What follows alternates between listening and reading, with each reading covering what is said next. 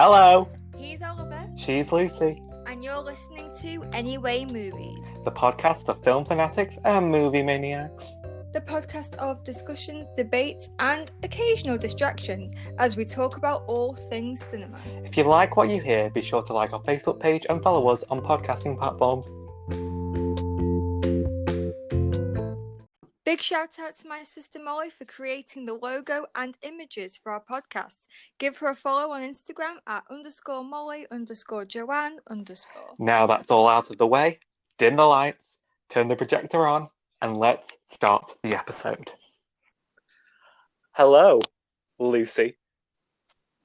Hello, Oliver. Hello, special guest.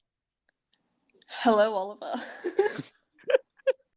We have a very special episode because we have our first guest ever, and you all technically already know her because she is the brains, the genius, the creative, artistic, beauty, wonders, so many other words behind the awesome thumbnails. Ladies and gentlemen, it's Molly. Woo! That was a lot of adjectives. Yeah. I love it. Can you tell I did English? Yes, I can. Use them English skills, Oliver. Thank you. Putting them to good use. So today we are talking about the 1998 film DreamWorks animation The Prince of Egypt, and most of this episode is going to be talking about the animation, seeing as Molly is educated in that factor because she's supremely talented, as you have seen from her artwork. And trust me, Stop. she can do a lot more than that as well. Like, she's amazing. She's also my sister, so I'm supposed to say that. So take everything with a grain of salt. First off, general movie overview. It's an adaptation of the Moses story from the Book of Exodus. It's really bloody dark. Yeah. I actually have like a funny story. So knowing that we were going to do The Prince of Egypt, I was saying to Lucy how I'm sure I've seen this movie before, but it must have been so long ago because I genuinely don't remember anything.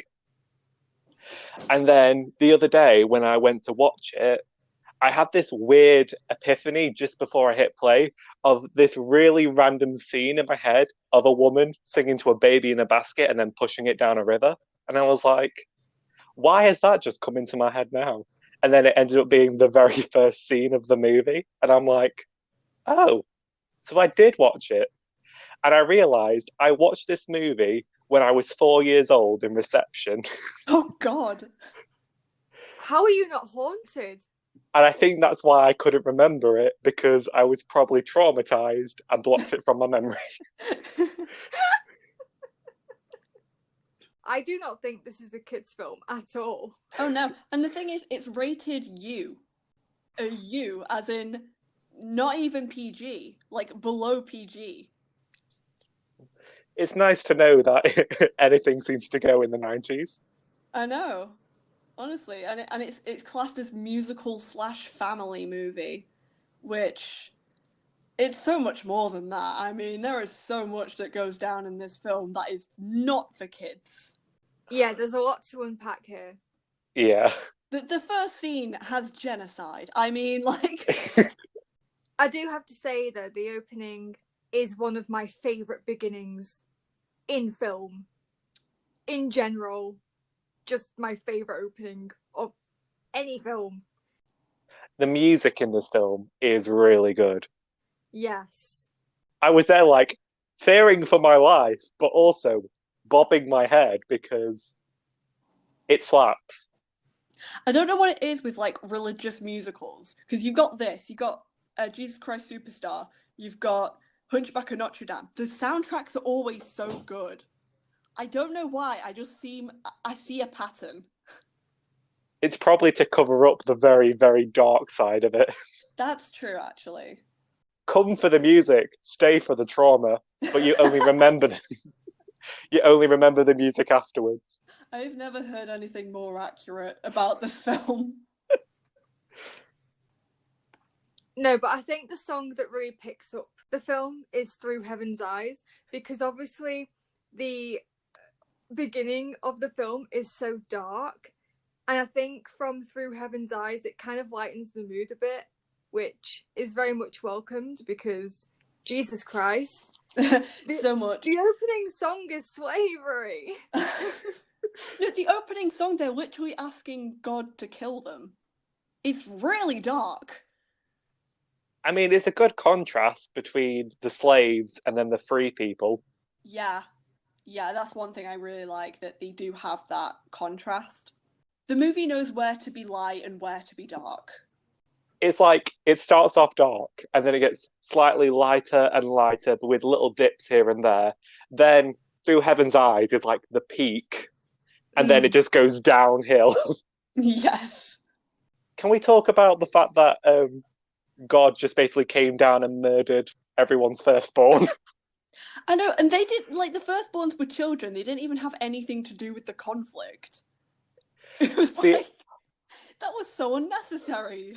See, I was like in this like morally grey area because I thought it's a bit much, but then at the same time, the same thing happened to the Hebrews. So like, karma. Yeah. I mean, they do have like a clear good guy and bad guy, but there is kind of a grey area between both. Because it's very much about perception, really, because they're both brought up, well, in the palace, but then you see what it's like being brought up as a slave. You see what it's like being brought up as someone who is free. And obviously, with the pressure of living up to the Pharaoh, Ramesses, he does what he thinks is right because of what he was taught and because of the gods that he serves. And Moses does what he thinks is right in order to help free his people and to serve his God. So it's all very much a mismatch. The smiting of the firstborns is just such a weird scene because there's no sound really. It's just the wisp of that white smoke thing that goes round, and then just the drops of all of the people who'd fallen to the floor because they're dead. And then at the very end, when like it goes dead silent, and then you just hear everyone crying. It's really kids dark. fell my arse. I know. But you know, the original story is dark, so you know. Yeah, I think that if they tried to make it a bit too light, it would have been panned, I think it would have been kind of like the problem that Hunchback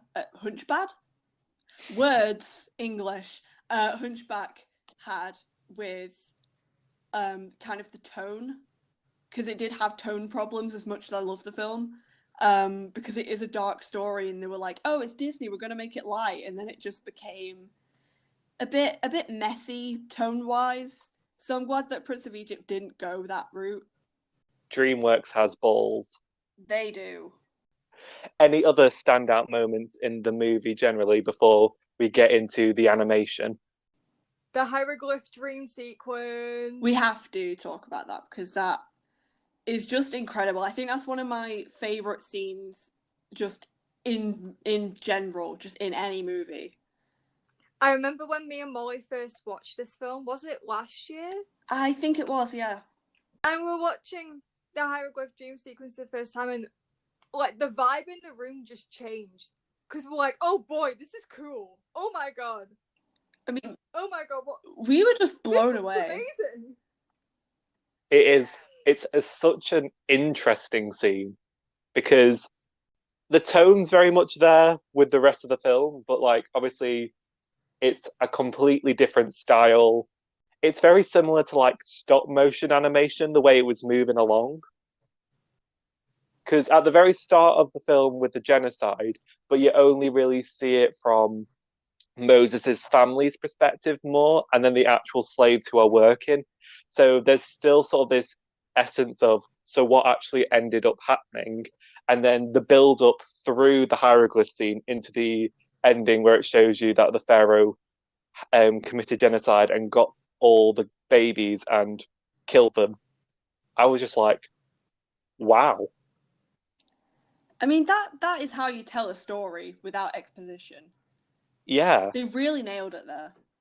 Yeah, I can just imagine how horrible it must have been to edit, which I'm sure you have a lot of news about, Molly, because I can just imagine you watching this film and not really seeing it from a film perspective. You're more than seeing it from an art perspective, because the art in this is really what draws the story, I think. Yeah, like that. Something yeah. that I did kind of want to talk about, because like the way that it is animated does really serve the story. Yeah, like you can watch this film on mute and the art and animation can just show the story for you without having to listen to dialogue or the songs. And it's one of those films where you notice a lot more the second time you watch it.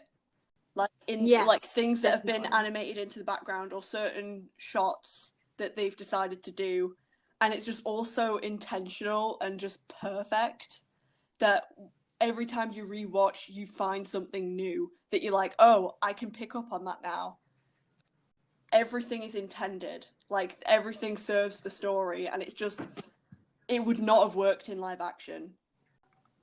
No, I can see it being pretty boring if it was live action. I mean, the songs still would have slapped, but animation was a very clever way of telling the story. Especially with what they do with it. Like we said, the hieroglyph scene. There is a lot that really does serve the story a lot better than live action would have. And the animation is just so good. Like it was very ahead of its time, because they used CGI in a lot of places where you do not know where CGI would be. So basically what they did was they would use CGI for lighting effects, water, the sandstorm. They would just put 2D on top of that. So they were constantly using 2D and 3D in the same frame, but you would have no idea because they somehow made the 3D look 2D. And I just think that's really clever. That's brilliant. Yeah, like I didn't even notice it, and then I watched like kind of a short documentary on how they animated it, and I found all that out. I was like, I had no idea that the lighting in every scene was made by 3D animation. I particularly love the backgrounds. Oh yeah, they are gorgeous. I could have any of those backgrounds on a wall somewhere and it would just look amazing.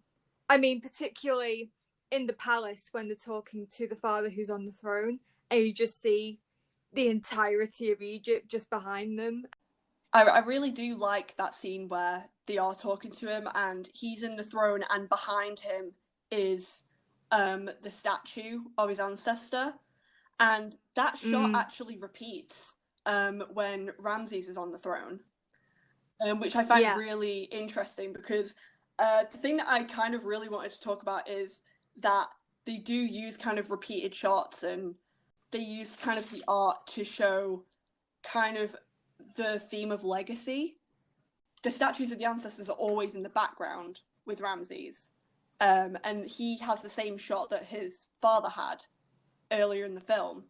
It kind of shows him trying to live up to his father's expectations, and I found that really, really clever. And they do something similar with, I mean, the animation itself, the character designs. When I first watched it, I was like, the character designs look really kind of weird, despite the backgrounds. I always found the character designs a bit off. But the more I looked at it, the more I realised they're kind of designed to look like ancient Egyptian statues and hieroglyphs, like the art and the wall art. And the reason for that is because the whole thing is kind of about their legacy. It's about Moses' legacy as, you know, being the person to save the Hebrews, and Ramses' legacy to be what his father wanted him to be. So that's why I found the hieroglyph scene really interesting. And there was a moment where I noticed Moses had two dogs and they looked like Anubis, like the god. Yeah, And I found that clever. And they do have like the hieroglyphs in the background when Ramses and Moses reunite, where the hieroglyphs are. He's like pointing, and the hieroglyph of his dad pointing is in the background. yeah. The scene where he says he's gonna repeat history and kill the babies again. Yeah, that was it. And actually, something I noticed, it goes further. Kind of the start of the movie, the very first thing that Moses says to Ramses is, "How would you like your face carved on a wall?" And Ramses says, "Someday, yes." I noticed Yeah, that. and it's so clever. It's so clever that they're all designed this way to serve the purpose of, this is the story they'll leave behind in kind of the drawings on the wall. I just got shivers. Because, I mean, first time I didn't notice it, and then second time I was really reading into it, I was like, hang on a second, I'm seeing a pattern here. There is a lot to this film that people don't see first time. It is definitely one that you have to watch multiple times in order to get the full gist of it. Yeah. I think that's the best thing that a film can do, because, like, I feel like a lot of films, once you've watched it once, you don't really feel the need to watch it again. But when it comes to Prince of Egypt, I've watched it so many times because I just keep noticing things, and it adds something new every time. Did you pick up on anything in particular, Oliver, about the animation? Well, the one thing that sticks in my mind is the scene where both Moses and Ramses are fighting, and I can't remember what song it is, but the one where like all the different plagues are coming down. Oh, yeah. And then there's a shot where it's like half Moses's face, half Ramses' face, and they're both lit in different colours. It symbolizes how they both came from a similar start, but how like they've split, and then it switches to them facing each other. I just thought that was a really cool shot. And then also, obviously, split in the sea. I mean, come on. That whole sequence was just amazing. Yeah, and I definitely think some of the attention has to be drawn towards the music as well, because Hans Zimmer actually does the composition here for this movie, and I didn't actually know that, so now I know that, and now I know why the music is so good. And of course, the songwriter was Stephen Schwartz, who obviously has done a lot of musical stuff. But I think Hans Zimmer's music with Stephen Schwartz's lyrics and songs really works in a sort of Lion King sense.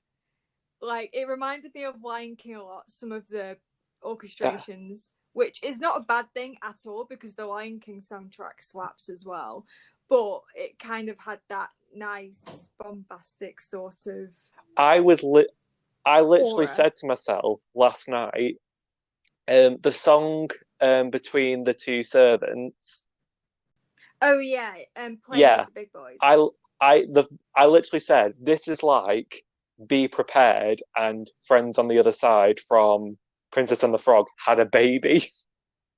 It gave off a very like lyrically it sounded a lot more like Friends on the Other Side, but like the production and the general aura and feel of the song and the whole like setting and stuff felt very much Be Prepared. So for you to just say that about The Lion King, same mind, same wavelength. Well, I mean, it's good that you say about Lion King, because I think that Prince of Egypt deserved the same hype that Lion King got. I mean, you know me, I'm not big on musicals, really, but I do see myself going back and listening to that soundtrack every so often if I want to feel, motivated. I mean, the subjects of the songs are probably not very motivating, but just the sound of them, they just give me some sort of motivation. And I do think that both musically and lyrically, they're amazing. My personal favourite changes every time. I can never pick a favourite at one time. And I do think that they all fit seamlessly into the story. Like, there's never really a jarring moment of, wow, they're singing now.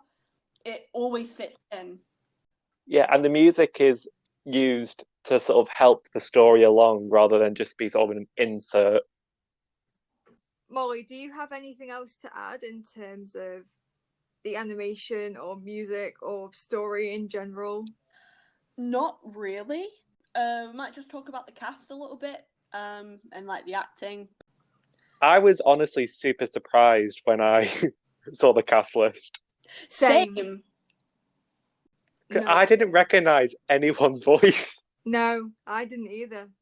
Which is weird because like a lot of them do tend to have like distinct voices, and like there were some that I kind of like as soon as I found out it was them, I was like, oh, okay, I see that. But you know, when I was actually watching it, I didn't really recognize anyone.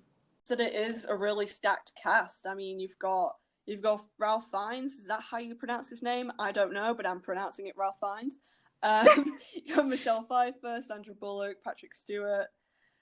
Just everyone you can think of is in this movie. Helen Mirren. Helen Mirren. Enough said. I mean, already the best movie ever made. Yeah, I mean, obviously it does have the problem that a lot of 90s animated films had, like Aladdin and Mulan, where it is a very white cast. So it probably would not be this cast today, but it is a really good cast still, and they all did their jobs perfectly. I don't think there was a single weak link, pun intended. Everyone just kind of gave their all, and I love them for it. I especially love the fact that Jeff Goldblum didn't play Jeff Goldblum in this film. Yeah, that's a good point. That's why I didn't really recognize him. Because he was playing someone different. And I loved his character, by the way. That was probably my favourite character in the film. Aaron. Really? How yeah, he was just this cynical guy who was just done with life. And I was like, I relate to this guy. I didn't like him one bit. Really? Really?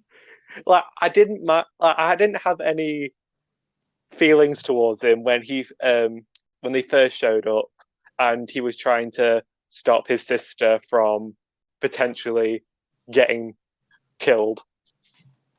So I was like, good for you. Stand up for your family. And I understand where she's coming from, but this like isn't the right time. But then I mean, he just throws mud at Moses. I'm like, nah, I'm out. It seemed like he had done like a complete 180, as in like he was trying. It kind of felt like he was trying to be a bit more understanding to the fact that Moses grew up as a prince of Egypt. So all this being thrown on him is very out of left field. And then a little bit later, all of a sudden, it's like, you are one of us. And I understand the importance of it, and it makes sense in the context of the story, but it just kind of feels like, where was this desperation before? You know what I mean? Yeah, I mean, I guess that he isn't as consistent as, say, Miriam is. I do really like her character, by the way. Yeah. But I don't know. I feel like he just kind of gives a bit of edge, whereas, like, everyone else is kind of just good or bad. I mean, like I said, there is kind of a grey area at times. Aside from Ramses and Moses, everyone is good or bad. But I don't know. I feel like Aaron kind of has something different about him. Like he has good intentions, but he still has kind of this judgment towards Moses, seeing as he did grow up in this system that has oppressed him for so long. I found him an interesting character. Also, before we move on to another topic, while we're on the subject of cast, I do want to give a little shout out to Ralph Fiennes, because that scene when he screams Moses in his final scene still gives me chills. It was haunting. I loved it. Jesus Christ. I could only hope to be as good of a voice actor as him, honestly. Yeah, I mean, he didn't have to go that hard, but he did. He did it. I mean, he is just an incredible actor anyway. But I do think, like I said before, voice acting is very different because you're not physically there. You can't show your expression. You have to voice all of your expressions, and So it is very, very hard, and I think he pulled it off perfectly. He was probably the not that like you said, there's not a weak link, but I would probably say he was the strongest voice actor. I would Pro- agree with that. Probably because he also had maybe one of the more difficult characters, Yeah, definitely. I and mean, Ramses goes through a lot in this he film. Like, he is dragged through it. and so I really appreciated Ralph Fiennes in this movie. I really appreciated it, Don't and always appreciate him. I mean, yeah. Also, Zipporah is the best character. She is queen. She is beautiful. She is awesome. Yeah, I really do like that she goes with Moses back to where he comes from to kind of, ask for the Hebrews' freedom. I like that she went with him and there was no conflict between them, because I hate when characters get together only to like argue or whatever. But they never had that. They never had any drama. They were just a good couple, and I loved it. The only drama that they had really was on their first meeting when Moses was being a little bit of a dick.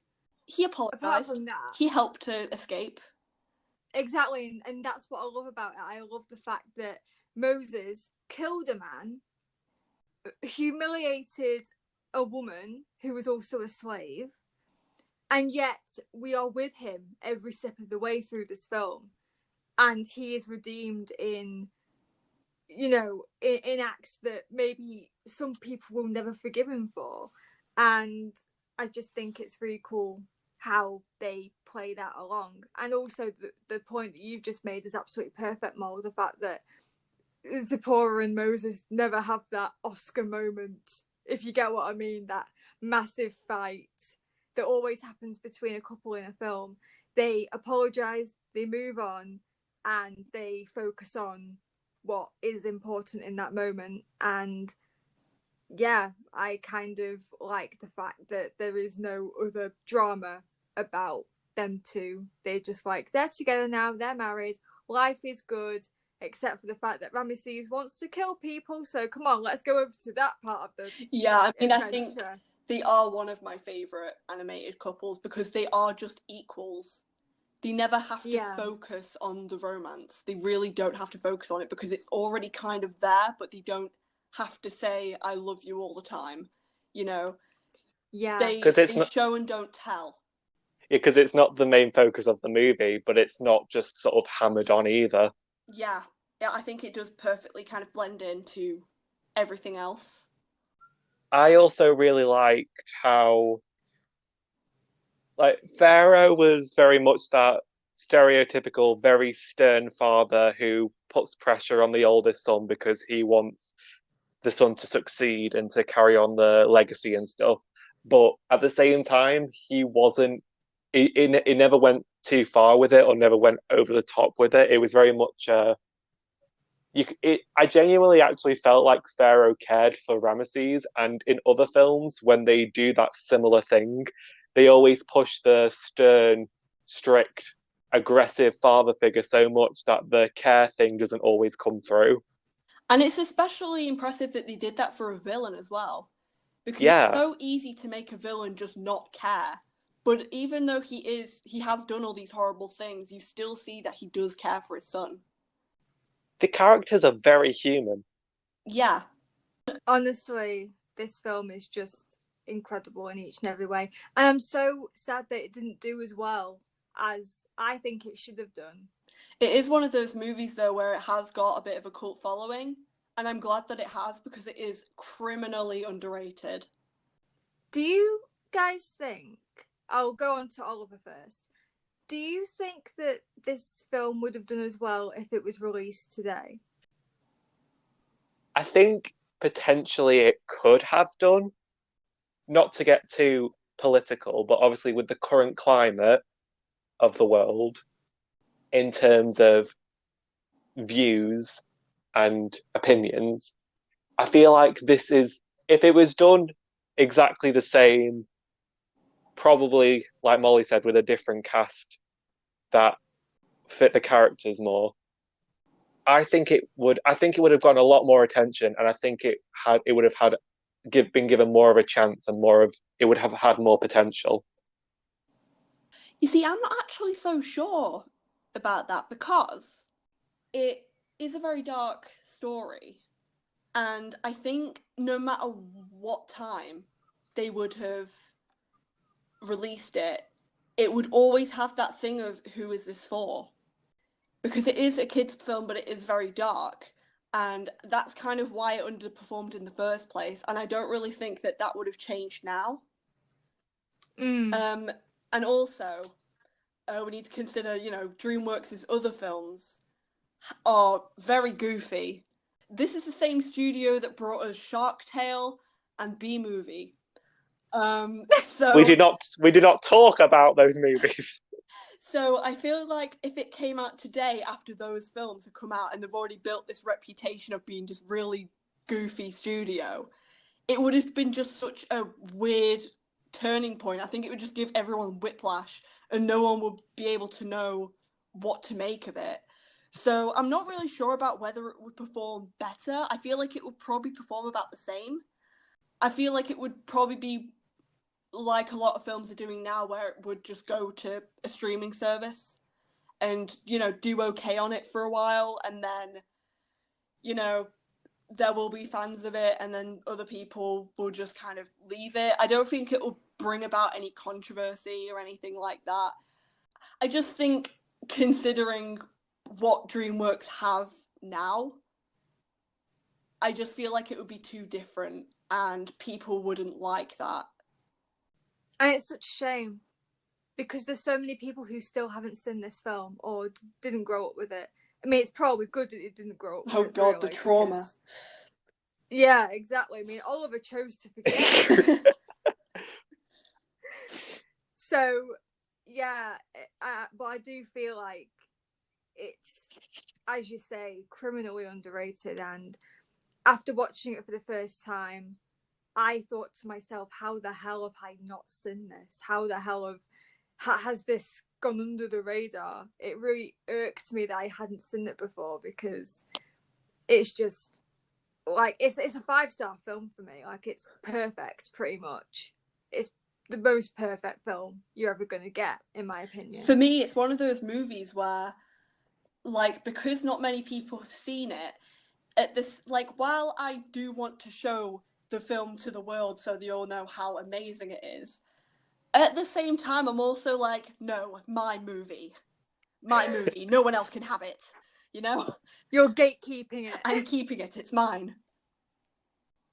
It's one of those movies where more people should see it, but at the same time, if it does get to become a very popular movie, it could not ruin the film itself, but with everything, you've always got good and bad. And the more fans that a film like this has, the more negativity that comes along with that. So, is there anything else that any of you would like to add about this movie in any way, shape, or form? Or do you think we've just about covered it? There is one part that I want to talk about. Go on. Just like a little, because before we were talking about, the father character. I distinctly remember when me and Lucy first watched it together, and he said, "Oh, Moses, they were only slaves." We literally out loud just went, "Oh shit." And like, after seeing him being this father figure and then just turning to that, it's like everything changes, and it's just such a brilliant moment because it's just so evil, just so cruel, and I think it just really makes you root for Moses in that point, because this is the part where he's like, yeah, fuck this, I'm out of here, Yeah, that's the point I wanted to make as well. The animation on Moses' face when he has that reaction to what his father has just said stays with me. Definitely. Like, that look of realization of, my father is a murderer. He has no remorse for what he's done, and I've been looking up to him my entire life, and all of those thoughts just go in this one look. And what's even more incredible is it isn't even live action. It's told through animation. Which is just the whole... that's the highlight of the film for me, just the animation. Like, you could just look at it and it all... Like we said before, it just speaks for itself. You don't even need the dialogue. Yeah, but the dialogue is always welcome because the script is brilliant. I'm just really glad that we're doing this episode. I mean, when me and Oliver came up with this podcast, this is one of the films that I definitely wanted to talk about at some point because it just needs to be spotlighted. It needs to be talked about because not enough people do. And I think it really worked here. And yeah, this has been a really good episode. I know I say that every episode. I know that I say that every episode. But Yeah, She's stuck in a loop. These episodes are getting so repetitive. I know. Sorry, That's why guys. you're here, Molly. Yeah, I'm here to change it up a bit. It's my podcast now. I literally said from the beginning, the episodes we have Molly in, she'll gain her own little fans, and then every episode we don't have Molly, will be like, well, when's the next Molly podcast coming? That was the intention all along, Oliver. Oh, no. Oh, but Molly, thank you so much for being our guest Yes. star on this It was very episode. fun. You're welcome back anytime. I'll just turn up for every episode now. Let's Wow. not get everyone's expectations up. I'm not. But I will definitely come back at some point to talk about a movie, obviously. But I don't know what we'll have in the future. But I will be back at some point. So, guys, if you've enjoyed this episode, then please remember to like our Facebook page and follow us on all podcasting platforms, including Spotify, Google Podcasts, Breaker, Pocket Casts, Radio Public, Anchor, and also we have a YouTube channel in which there are subtitles. So if there are any words that maybe bleeped out or anything because of the audio struggles, because we're not rich enough to have proper microphones or anything, then just go over to YouTube and just search at what we said and it'll all be on there. Hopefully no mistakes this time. There have been a few, but you know, I'm over it. I am. I feel like you're not. Clearly. I am. You feel the pain. Let us know your thoughts on the episode. Have you seen the movie? What did you think about it? What did you think of the animation? Standout moments, all that good stuff. And we'll see you next time. Bye, Lucy. Bye, Molly. Bye. Bye.